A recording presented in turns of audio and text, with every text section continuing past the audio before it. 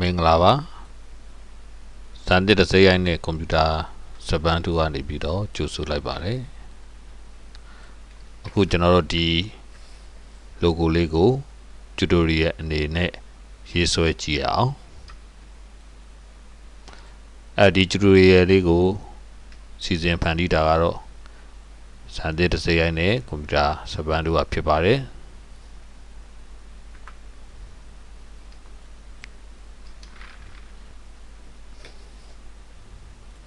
ဟုတ်ပြီစတင်လိုက်အောင်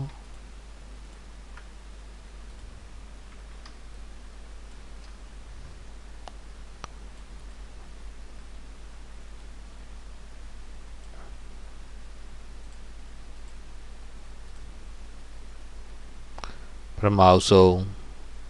rectangle 2လေးနဲ့ rectangle တစ်ခုကိုရေးဆွဲလိုက်တယ်သူ့ရဲ့နားလေးတွေကိုဟောဒီတောင်လေးတွေကိုလုံးဖို့အတွက်လုံးသွားစီအတွက်ဟောဒီ link လေးကို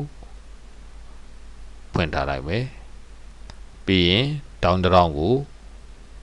mouse နဲ့ဖိဆွဲပြီးတော့လုံးပေးလိုက်မယ်ဒီနေထားလေးပေါ့ control D ကျွန်တော်ဟောဒီလိုခက်ရှည်ရှည်လေးယူလိုက်မယ်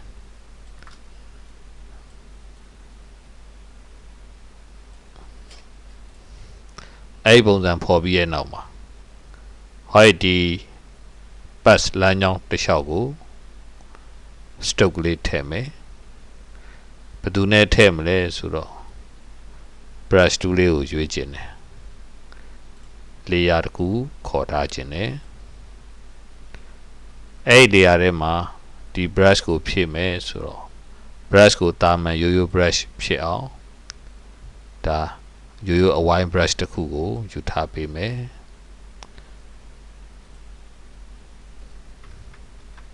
ယူထားပေးပြီးရင်ကျွန်တော်အသုံးပြုမှာတော့အရောင်တစ်ခုရွေးပြီးတော့ enter ခောက်လိုက်မှာပဲဖြစ်တယ်အဲ့ brush ဟာလုံးဝစီကတ်နေအောင်လို့တစ်ခုနဲ့တစ်ခု spacing ချားမနေအောင်လို့သူရဲ့ brush effect လေးကိုတစ်ချက်ဖွင့်လိုက်မယ် spacing 1% အထိထားပေးလိုက်မယ်ထားပြီးရင်ကျွန်တော်တို့ဖြည့်ကြည့်အောင် enter ခောက်လိုက်မယ်ဒီလိုတစ်ခုဟောဒီ pass လမ်းကြောင်းတစ်လျှောက်ကိုဖြည့်သွားပြီအဲ့တော့ကျွန်တော်လည်းနည်းလေးကြည့်ကျင်တယ်ကိုလိုတလောက်နည်းနည်းလေးထပ်ပြီးတော့ချဲ့မယ်ပြီးရင် enter ခောက်မယ်နည်းနည်းလေးထပ်ကြည့်ကျင်သေးတယ်โอเคဒီလောက်အနေထားလေးဆိုရင်ကျွန်တော်သဘောကျပါပြီဟိုက်ပတ်လမ်းကြောင်းလေးကိုပြန်ဖြတ်လိုက်မယ် delete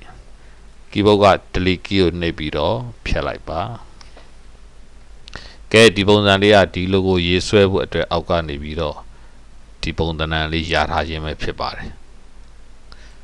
ကဲစပြီးတော့ဆက်ဆွဲမယ်ဆိုတော့ဟောဒီ layer လေးကို copy ထပ်ပြီးတော့ပွားလို့တယ် control နဲ့ J နဲ့ကိုနှိပ်လိုက်ပါမယ်သူ့ရဲ့အရောင်လေးကိုပြောင်းကျင်တယ် control ဖိပြီးတော့ selection ခေါ်လိုက်ပါဒီလိမ်မော်ရောင်လေးဖြည့်ကျင်တယ် order best space သူဒီဟောဒီစဝိုင်းလေးလောက်ထိဖြတ်တောက်ထားတာတွေ့ရတယ်ကဲဒီတော့ကျွန်တော်ကစဝိုင်းပုံသဏ္ဍာန်မပြတ်တဲ့အထိဖြတ်မယ် rectangular marquee to ယူပြီးတော့ selection လေးပေးလိုက်တယ်ပုံနေတာကိုလေးလာကြည့်လိုက်တော့စဝိုင်းချမ်းအနေထားကဒီနေထားဒီမှာရှိတယ်ဒါဒီလောက်ထိဖြတ်လိုက်မယ်ပေါ့ဟောဒီ layer 8ဟိုလိမ်မော်ရောင် layer လေးမှာ delete နေပြီးတော့ဖြတ်လိုက်ပါတယ် selection လေးပြန်ဖြုတ်ထားလိုက်တယ်ဟောဒီအောက်က layer ဒီ layer လေးကကိုက design ရဲ့ dynamic ဘောင်လေးကန့်ပြီးတော့အလုပ်လုပ်နေတာအချိုးလေးပေါ့သူ့ရဲ့အချိုးပုံစံလေးမပြတ်အောင်စီစဉ်ထားတာပါသူကယာထားချက်ပဲဒါလေးကထင်းထင်းပေါ်ပေါ်မဖြစ်လဲဘာမှမဖြစ်ဘူးဆက်သွားမယ်အဲ့လိုဆက်သွားမယ်ဆိုတော့တို့တွေက ဟောဒီအနက်ချမ်းလေးဖန်တီးကျင်သေးတယ်အောက်မှာ layer 8ဒီရထားတဲ့ကောင်လေးရှိတယ်ဒီအတွင်းလေးကို selection လေးယူမယ်ဘယ်လိုယူမလဲ magic 1 2 သုံးမယ်အဲ့ဒီမှာ contiguous ကိုဖွင့်ထားမယ်အတွင်းထဲကိုတစ်ချက်နှိပ်လိုက်တယ်ဒီ selection လေးကသူနဲ့ကပ်မနေဘူး selection ကိုနည်းနည်းအတွင်းဘက်ကိုချုပ်မယ် select ထဲကနေပြီးတော့ modify ချုပ်နေဆိုတော့ contract ကိုသုံးမှာပေါ့လိုချင်တဲ့ပမာဏရလို့ selection ကျုံဝင်သွားပြီကဲသူ့ကိုရောကိုက stroke လေးထည့်မယ် edit တဲ့ stroke လေးကိုတော့အနက်ရောင်လေးလိုချင်ပါတယ်များသွားပြီ control order z နေပြီးတော့ပြန်နောက်ဆုတ်တယ် file လောက်ထားလိုက်မယ်ဒီလိုအနေထားလေးပေါ့ဟုတ်ပြီသူဒီလဲ rectangular selection နဲ့တဝက်စာရထားလိုက်မယ် sorry ကျွန်တော် layer တစ်ခုမှပြုလုပ်မယ်နော်ဒီ layer 8ထဲမှာမထည့်နဲ့ edit တဲ့ stroke ဟုတ်ပြီသူ့ကိုလည်းဖြတ်မယ်အဝါရောင်နဲ့အတီးဖြတ်မယ် delete ဒီလိုအနေထားလေးရှူလိုက်တယ်ရှူပြီးတော့ rectangle လေးတောင်းမှစတူကန်လေးတစ်ခု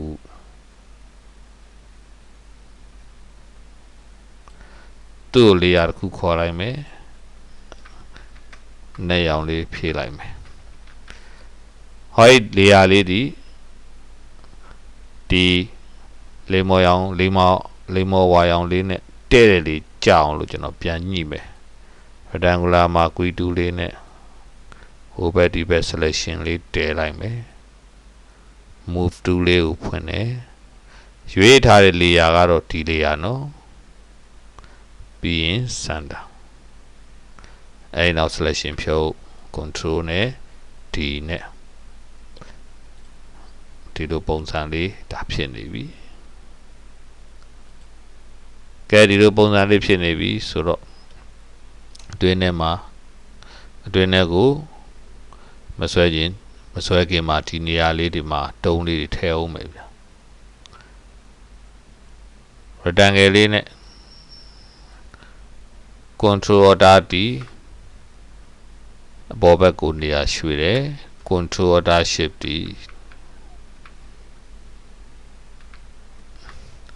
ဆက်လက်ပြီးတော့သူ့ကိုတညီတညာလေးပွားအောင်မယ် control order D ညာဘက်ကိုရွှေ့လာတယ် control order shift သုံးခုစုံဖိပြီးတော့ D ကိုနှိပ်မယ်အဲ့ဒါလေးကိုဟောဒီ frame လေးနဲ့နောက်က frame လေးနဲ့လွတ်ထွက်မသွားအောင်ဒီလိုလေးယူထားလိုက်မယ်အဲ့ဒီတိုင်းပဲဒီဘက်ကိုလည်း order ဖိပြီးတော့ပွားပေးဒီလိုပြုလုပ်ပြီးတော့မှကိုကတဘာဝကြောင်းအတွင်းထဲမှာ line သဘောတရားလေးပုံစံမျိုးဖြစ်အောင်ကိုဖြတ်ချင်တဲ့နေရာလေးတွေဒါဖြတ်လိုက်တာပေါ့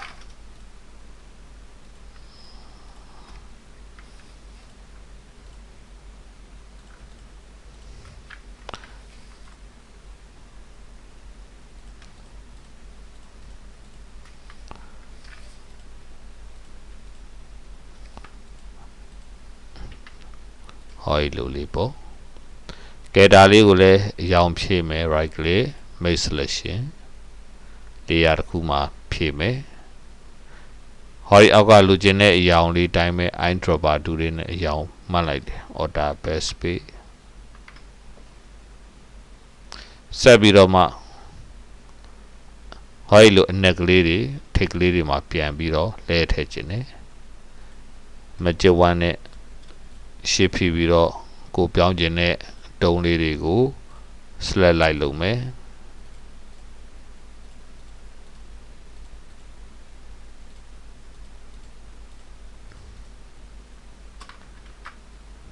အဲ့ဒီလို select လုပ်ပြီးရင်အနက်ရောင်ရွေးပြီးတော့ order backspace အရောင်ပြောင်းလိုက်ပါတယ်ဒီလိုအနေထားလေးဒါ န်တီးလာတယ်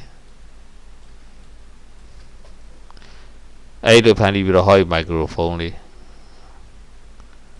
သူ့ကိုလည်း rectangle နဲ့ရေးဆွဲလိုက်မယ်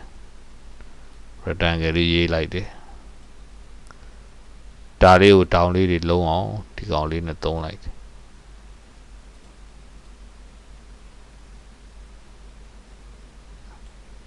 ဒီလိုအနေထားလေးအပေါ်ဘက်ကို control D နဲ့ဆွဲဆန်းလိုက်တယ်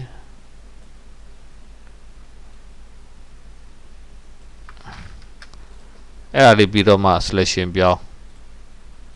right click make selection layer တစ်ခုမှာအနက်ရောင်လေးဖြည့်ပေးထားလိုက်တယ်ဒီ layer ဒီကောင်းရဲ့နောက်မှာဒီမြင်းနှန်းလေးရဲ့နောက်မှာထားမယ်မြင်းနှန်းလေးရဲ့နောက်ကိုဒါရွှေ့ကြည့်တယ်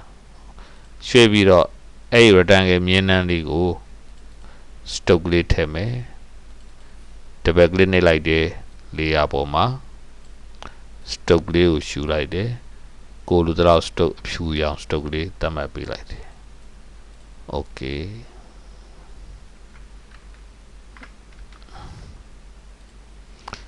control D ဒီ layer လေးအောင်နေနေလေးချက်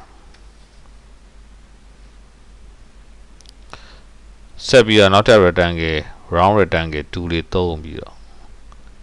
ဒါလေးကိုဒီလိုဆွဲလိုက်မယ်နောက်တစ်ခါ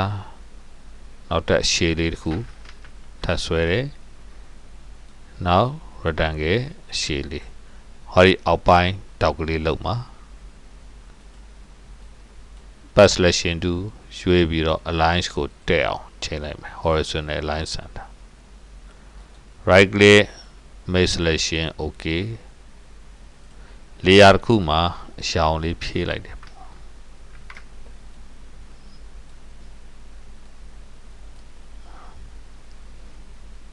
ကဲတူဒီ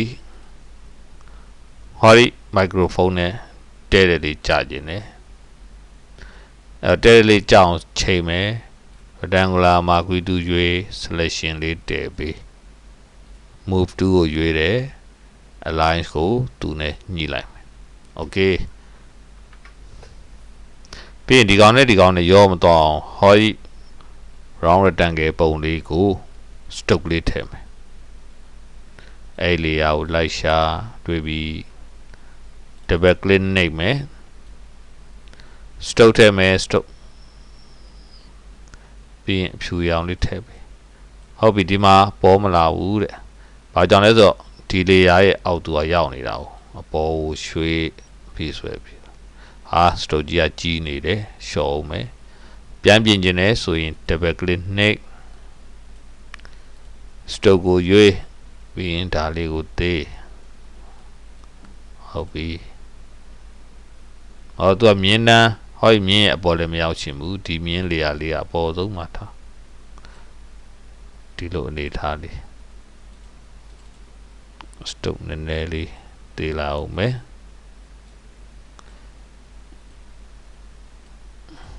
ဒီအနေထားလေးပေါ့ထိုနည်းတကောင်းမဲ့ဒီကောင်လေးက stroke လေးထည့်အောင်မယ်ဒီ layer လေးကိုဒီကနေ select လုပ်လိုက်မယ် right click layer 73လို့ပေါ်လာလို့73ရွေးကြည့်တယ်ဟုတ်မဟုတ်ကိုဟောဒီမျက်လုံးလေးအပိတ်ဖွင့်လုပ်ပြီးတော့ကြည့်ပေါ့ double click နှိပ်တယ် stroke ထည့်မယ် stroke ရွေးလိုက်တယ်ကိုလိုတော့ထူလေးပေးနိုင်တယ် okay ဒီနေထားလေးရောက်သွားကဲဒီနာအလုံးလေးတွေလုပ်ကြည့်မယ် microphone ဆိုတော့သူစကားပေါက်ပုံစံလေးတဲ့အတွင်သဏ္ဍာန်လေးပေါ့ကဲစဝိုင်းလေးယူလိုက်တယ်အရောက်မဖြည့်သေးဘူးသူကို copy ပြီးရင်ပွားလိုက် control data D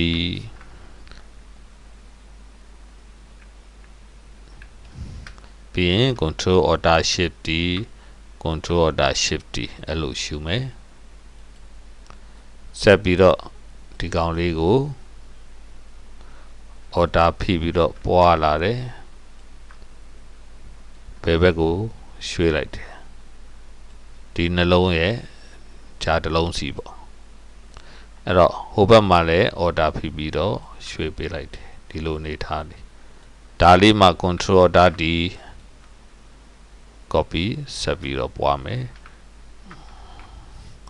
ပြီးရင် control ဓာတ် shift ဒီကဲဒီပုံစံလေးကိုမှ selection ပြောင်းမယ် right click make selection layer တစ်ခုမှာဖြူရောင်လေးဖြည့်လိုက်မယ်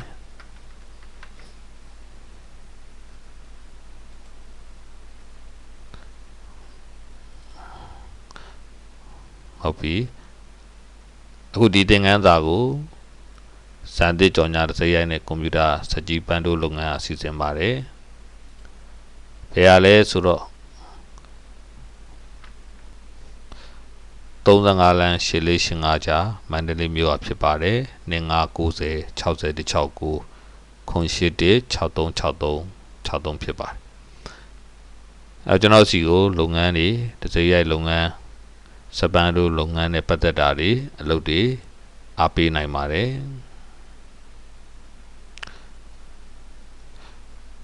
နောက်စပန်တို့ပညာဒီဇိုင်းပညာတစ်စိတ်ရိုက်ပညာနဲ့ပတ်သက်လို့ပညာစီမှုကျင်တာပဲဖြစ်ဖြစ်သင်တန်းတက်ရောက်ချင်တာပဲဖြစ်ဖြစ်လာရောက်တက်ရောက်နိုင်ပါတယ်သင်တန်းများကိုလည်းသင်ကြားပို့ချပေးနေပါတယ်